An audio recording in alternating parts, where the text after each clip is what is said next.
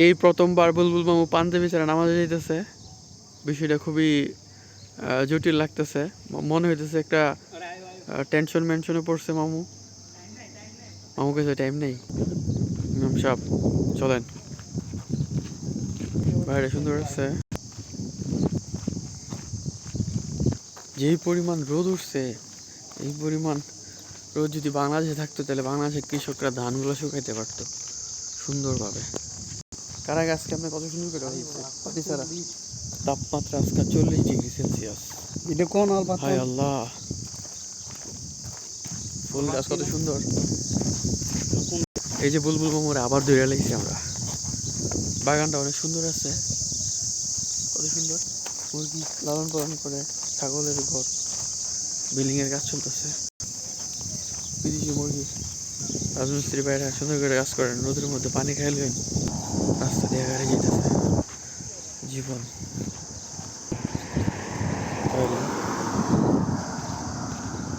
এই বিল্ডিং এর কাজ চলতেছে। বুলবুল মামু যাইতেছে আমারতে, আমি আর আমাদের ইমাম সব একসাথে যাইতেছি।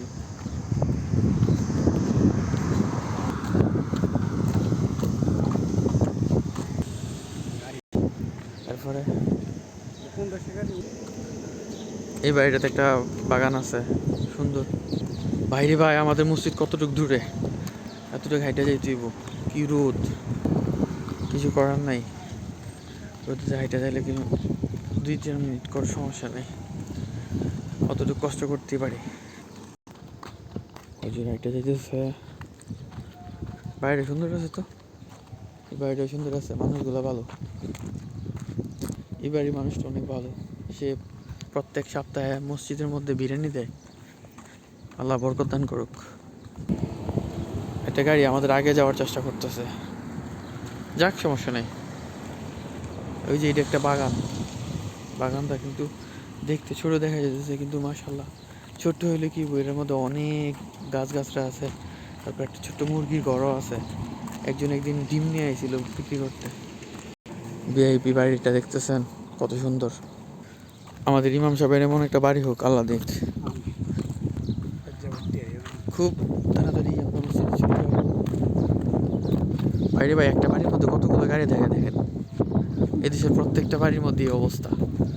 আর আমরা বাংলাদেশি রিক্সাও পাই না। আর এই রিক্সা তো অনেক দাম, একটা সাইকেলও নেই। সবসময় আমরা যাই এখানে একটা জিনিস দেখতে পাই, আম গাছ। আম গাছে ভালো আম ধরছে তো। আমরা মসজিদের খুব কাছাকাছি চলে আসি।